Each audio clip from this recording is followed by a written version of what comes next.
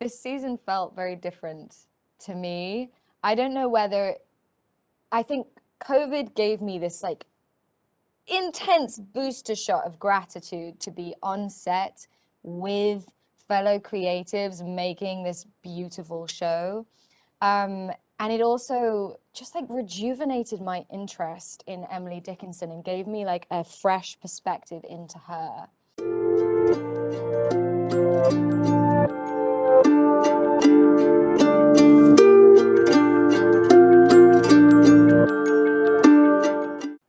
Awesome. David Stark, Watcher Pass. Thanks so much for joining me, Adrian and Ella. I'm very excited about this. For other reasons, Ella, Alien the Apocalypse is one of my favorite movies of all time. It's my Christmas tradition. And Adrian, Red Dead Redemption 2 is also one of my favorite video games of all time. What? Wow, deep cut. What He is- found me in Red Dead Redemption 2. Oh my god. Wow. Some of my favorite characters in that game. They're both fantastic things, but we're here to talk Dickinson, which is coming out on November 5th, 2021. This is season 3. You both have been in this for a while. I'm just curious, did you do anything differently to prepare for this season versus the previous seasons now that you maybe have known the characters for a few years? Sorry. No, go ahead. This season felt very different to me. I don't know whether I think COVID gave me this like intense booster shot of gratitude to be on set with fellow creatives making this beautiful show. And it also just like rejuvenated my interest in Emily Dickinson and gave me like a fresh perspective into her.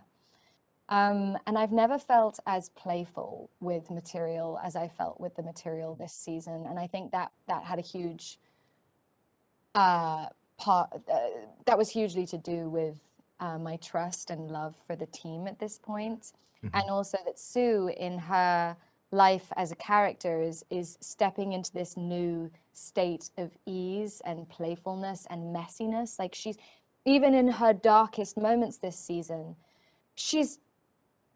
what she's asking for is not convoluted. She is being very honest about what she wants. She is expressing her inner needs and not repressing her feelings. And it felt really good to me to get to play that, especially after 2 years of playing a character who was so repressed. So it's just been a complete delight for me. Yeah, it was magical, I have to say, from the sidelines watching that transformation ensue, and Ella played it so beautifully, and it feels so right for a character that you've watched dealing with such great trauma to like really step into her own and become a fully fledged self-possessed person who like knows their boundaries. It's just so satisfying. Whereas on the other hand, Austin is just like he's gone, yeah, opposite. He's gone off the wall this year. A transformation Austin, as well, a type of yeah, transformation. yeah, and you can tell not just from his hair, but season or episode 1, we see Austin like really causing some insanity within the Dickinson family, and he kind of like douses everything with gasoline and throws a match on the fire at the very beginning of this season, which is, I think, his way of trying to tear down the patriarchy that has been traumatizing him from day one. But like, it does cause quite a bit of chaos. That was a fun ride to prepare for. I definitely had to push myself to say hurtful things and to mean it, because I'm usually Adrian is such a kind person. Like he's maybe the nicest person on the planet. Like it's such a kind heart that when I read the script, I was like, wow, this is gonna be intense for Adrian. But you brought it every day, like fearlessly. Oh, It was amazing to watch you do that. thanks, Ella. And I'm glad. I assume, Adrian, you're not method, because I imagine that might have been very difficult on screen if you were method, and then Thought about it. No, but I actually have an immense amount of respect for for my crew and cast, and I would never want to subject them to something like that. Can you imagine? And Ellie, you mentioned COVID and how it was really nice to get back on set. I thought the parallels between what was happening in the season of Dickinson and then what's happening in the world were so interesting and so different to have. Like it's so weird that there's such different time periods, but it feels like some of the concerns and frustrations are similar. So were you able to draw on things that were happening in the world for this to kind of project for your characters in this season? Absolutely. I think it was one of the parts of shooting this season. It was one of the things that made shooting this season feel so effortless to me, was that unfortunately, the world feels in a strikingly similar spot. These are very dark times, and we are all searching for hope within ourselves and within our communities. So yeah, I would say that was kind of strangely hugely helpful. Yeah, there's this one episode that we keep talking about where Hailee does this rendition as Emily of this Stephen Foster song called Hard Times, which was a contemporary song, but it really felt so applicable to the present. It's about like how we are so lucky to have each other through strife, and things are hard right now, but all we can do is hope for them to get better. And when Hailee was singing the song on set, you could palpably feel the energy shift to one of like great reflection of like all we've been just together. for the cast, Yeah. but for the crew as well. It really was this moment of togetherness and acceptance of this moment in time that we are in. Yeah.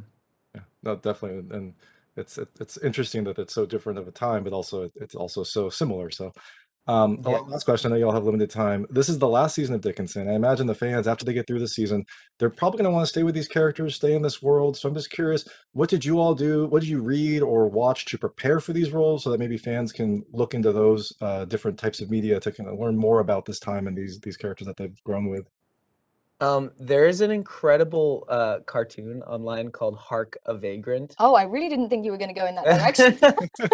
It's like these little, they're like kind of, if you enjoy the intersection between like contemporary pop culture and like historical characters from like Pride and Prejudice, you'll love this cartoon series. It's on Instagram. It's called Hark a Vagrant. All right.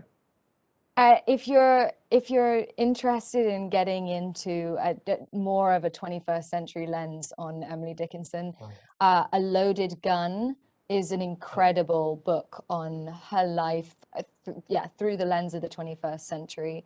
I'd also say, for any Emmy Sue fan, go and read the letters. Oh. Just the language. It's like they have their own language, and it's epically romantic and at times really confusing.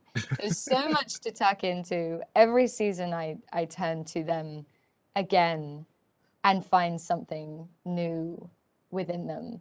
And also like the mystery of the letters. You just go, so when did you meet up last? How did you pass this letter to one another? Like, how did it feel to read that line? I have so many questions. And you are Sue, so you should know. You can start writing about that as well. Awesome. Well, thank you so much for your time. This is Adrian Enscoe and Ella Hunt from Dickinson Season 3. It's coming out November 5th, 2021. Thank you so much. Thank you. Take care. Thanks for watching.